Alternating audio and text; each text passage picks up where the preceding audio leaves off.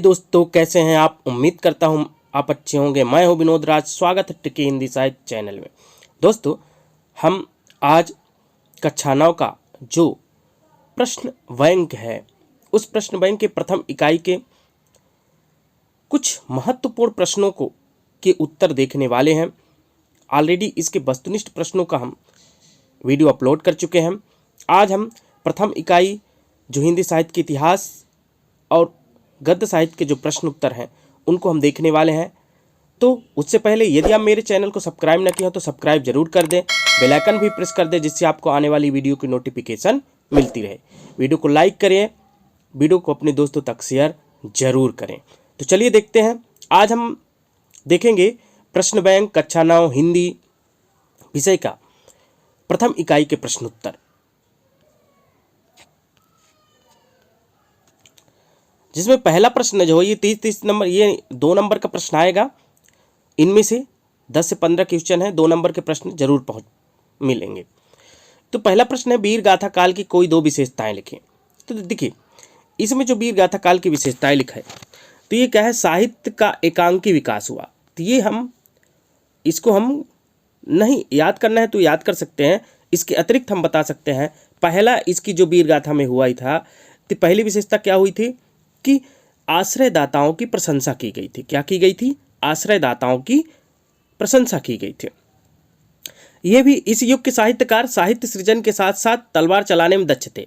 तो देखिए, ये भी आप याद कर सकते हैं। इसके अतिरिक्त अगर आप और याद करना चाहते हैं तो इसमें वीर रस युक्त काव्य लिखे गए, श्रृंगारिकता का प्रयोग हुआ, प्रकृति चित्रण किया गया, डिंगल पिंगल भाषा का प्रयोग हुआ, ये सब आप लिख सकते हैं। फिर अगला है प्रश्न, वीर गाथा काल की कोई 4 कवियों के नाम लिखे। तो पहला हो जाएगा अमीर खुसरो, चंदवरदाई, विद्यापति, मधुकर, जगनिक, दलपत विजय, खुमान, ये सभी क्या हो जाएंगे? रचनाकार हो गया। आदिकाल को वीर गाथा काल क्यों कहा जाता है? देखिए, आदिकाल को वीर गाथा काल कहने के तथ्य में अगर हम इसके उत्तर देखें, हिंदी की भाषाओं के प्रारंभिक काल को चरण काल, सर्वप्रथम अंग्रेज भाषा विज्ञानी सर जॉर्ज ग्रियर्सन ने कहा था। इसके साथ साथ रामकुमार वर्मा ने भी चारण काल कहा है। उन्होंने ही भारत की संपूर्ण भाषाओं का वैज्ञानिक अध्ययन और सर्वेक्षण किया था। क्योंकि चारण जात के कवि वीर रस के कवि थे, इसे वीर गाथा काल भी कहा गया। तो ये उत्तर हो जाएगा इसका। वीर गाथा काल के प्रमुख कवि और उनकी रचनाओं का नाम लिखिए। तो उत्तर हो जाएगा पहला विद्यापति। इनकी 3 रचना है, पदावली, कीर्तिलता और कीर्ति पताका। ठीक है ना। फिर दूसरे हो जाएंगे मधुकर कवि, मधुकर, जयमयंक और जसचंद्रिका, ये 2 इनकी रचना है। और लिख लीजिए चंदवरदाई, पृथ्वीराज रासो, जो आपका प्रथम महाकाव्य है, ये भी आप याद कर सकते हैं। अगला है भक्ति काल को स्वर्ण युग क्यों कहा जाता है? तो उत्तर हो जाएगा भक्ति काल हिंदी साहित्य का सबसे महत्वपूर्ण काल है, जिससे इसकी विशेषताओं के कारण इसे स्वर्ण युग कहा गया जाता है। राजनीतिक, सामाजिक, धार्मिक, दार्शनिक, साहित्यिक एवं सांस्कृतिक दृष्टि से विरोधों से परिपूर्ण होते हुए भी इस काल में भक्ति के ऐसी धारा प्रभावित हुई कि विद्वानों ने एक मत से इसे हिंदी साहित्य का स्वर्ण युग कहा है। ठीक है, ये हो जाएगा इसका उत्तर। भक्ति काल के प्रमुख 2 कवियों के नाम और उनकी एक रचना लिखिए। तो भक्ति काल के, चाहे इनको आप ना याद करके, आप जो मैं बता रहा हूं, कबीरदास, ठीक है ना। कबीरदास की रचना कौन कौन सी है? साखी,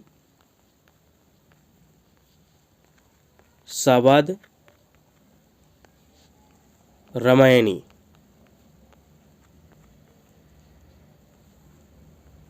ये इनकी 3 रचना हो गई। ठीक है ना। इसी तरह आप किसकी याद कर लीजिए, जायसी क्या हो जाएगा? पद्मावत, अखरावट और आखिरी कलाम। 3 रचना है, पद्मावत, अखरावट और आखिरी कलाम। ठीक है ना। तुलसीदास की आप रचना याद कर लीजिए, कवितावली, दोहावली, ठीक है ना, रामचरितमानस, गीतावली।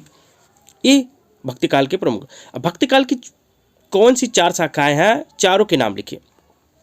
तो भक्ति काल की 4 शाखाएं हैं। देखिए भक्ति काल को वैसे बांटा कैसे गया है, 2 भागों में। देखिए भक्ति काल हो गया, ये भक्ति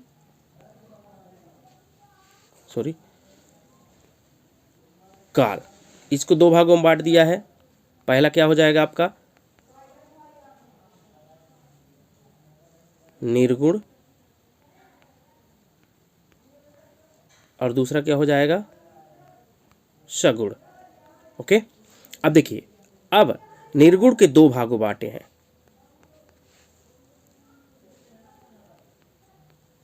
ज्ञान मार्गी या ज्ञानाश्रयी और प्रेमाश्रयी, ये ठीक है। अभी हम आपको बता देते, लिखा देखिए, ये 2 जो है, पहला और दूसरा, ये क्या है आपका निर्गुण है, ठीक है। और ये जो 2 हैं ये क्या हो जाएंगे, सगुण हो जाएंगे। ओके, तो 4 शाखाएं कौन कौन सी हो गई, ज्ञानाश्रयी, प्रेमाश्रयी, कृष्णाश्रयी, रामाश्रयी। इसको और ज्ञान मार्गी, प्रेम मार्गी, कृष्ण मार्गी, राम भक्त, ठीक है ना। ओके, राम भक्ति धारा के प्रमुख कवियों और उनकी रचना लिखिए। तो राम भक्ति के कौन हो जाएंगे, रामानंद, अग्रदास, ईश्वरदास। तुलसीदास भी आ जाएंगे, राम आरती, रामाष्टायन, राम भजन मंजरी, भरत मिलाप, अंगद मेल। इसमें तुलसीदास भी आपके रहेंगे, ठीक है ना। तुलसीदास की रचना आप ऊपर भी बताया जा चुका है, ठीक है। अगला देखते हैं, सगुण काव्य धारा की कोई 2 विशेषता लिख। देखिए सबसे पहला, ईश्वर के साकार रूप, सगुण रूप का वर्णन हुआ, यानी कि वो राम को लेकर के, कृष्ण को लेकर के उसकी उपासना की, अवतार की भावना इसमें ये बताया गया कि ईश्वर अवतार लेते हैं, ठीक है ना। लीला रहस्य था इसमें, रूपोपासना था, गुरु की महत्व था। सबसे महत्वपूर्ण यही बात है कि जो पूरे भक्ति काल में चला है वो कौन सा है, गुरु का महत्व, ठीक है। निर्गुण काव्य धारा के 2 कवि और उनकी एक एक रचना लिखिए, ठीक है ना। तो निर्गुण काव्य धारा के कबीरदास हो जाएंगे, रैदास हो गए और सुंदरदास हो गए। तो कबीर की बीजक, जिसमें साखी, शबद, रामायणी तीनों इनकी रचना है, रैदास की वाणी और सुंदरदास के सुंदर मिलाप। ओके, अब देखते हैं छायावाद से आप क्या समझते हैं। ये बहुत इंपॉर्टेंट प्रश्न है, ये पूछा जा सकता है। तो देखते हैं छायावाद। छायावाद हिंदी साहित्य के रोमांटिक उत्थान की वह काव्य धारा है जो मुकुटधर पांडे ने श्री शारदा पत्रिका के एक निबंध प्रकाशित किया। इस निबंध में उन्होंने छायावाद शब्द का प्रथम प्रयोग किया। कृत प्रेम, नारी प्रेम, मानवीकरण आदि छायावादी काव्य की प्रमुख विशेषताएं। तो ये तो हो जाएगी, इनकी सामान्य परिचय होगा। लेकिन अगर इसको परिभाषिक तौर पर अगर कहा जाए छायावाद क्या है, तो मैं बोल देता हूँ, आप लोग अपने नोट डाउन में लिख लीजिएगा, तो नोटबुक में। तो डॉक्टर राम कुमार वर्मा के अनुसार परिभाषा कुछ ऐसी है, डॉक्टर राम कुमार वर्मा की, जब आत्मा की छाया परमात्मा में, जब आत्मा की छाया परमात्मा में पड़ने लगती है और परमात्मा की छाया आत्मा में पड़ने लगती है, तो उसे छायावाद कहते हैं। ओके, जब आत्मा की छाया परमात्मा में पड़ने लगती है और परमात्मा की छाया आत्मा में पड़ने लगती है, तो उसे क्या कहते हैं, छायावाद कहते हैं। ओके, अब देखते हैं प्रगतिवाद की कोई 2 विशेषताएं लिखते हुए एक एक कवि और एक एक रचना लिखी। तो प्रगतिवाद की प्रमुख जो विशेषता थी, रूढ़ियों का विरोध किया गया। क्या किया गया, रूढ़ियों का विरोध, शोषण का विरोध, ठीक है ना। शोषक के प्रति सहानुभूति और शोषित के प्रति आक्रोश, ये 2 इसमें बहुत विशेषता है। केदारनाथ अग्रवाल ये इनके प्रमुख कवि हैं। इनकी रचना है गुल मेहंदी, मैं है मेरी तू, ये इनकी रचना है, ठीक है ना। अब देखते हैं नई कविता की प्रमुख विशेषता। अगला प्रश्न है नई कविता की प्रमुख विशेषता। नई कविता के प्रमुख विशेषता में पहला हो जाएगा, नई कविता के कवियों ने यथार्थ का चित्रण किया है। दूसरा है, नई कविता जीवन के प्रत्येक क्षण को सत्य मानती है। तीसरा है, नए प्रतीक रूपक तथा उपमानों की नई भाषा शिल्प में अभिव्यक्त हुई है। ये इसकी प्रमुख विशेषता है। और नई कविता की विशेषता विगत 3-4 बार से पूछा जा रहा है, तो पूछा जाएगा। ओके, तो ये रहा हिंदी साहित्य के प्रमुख इतिहास के प्रमुख प्रश्न। अब हम इससे पाठ के प्रश्न आ जाते हैं जो कि हम नेक्स्ट वीडियो में पढ़ेंगे।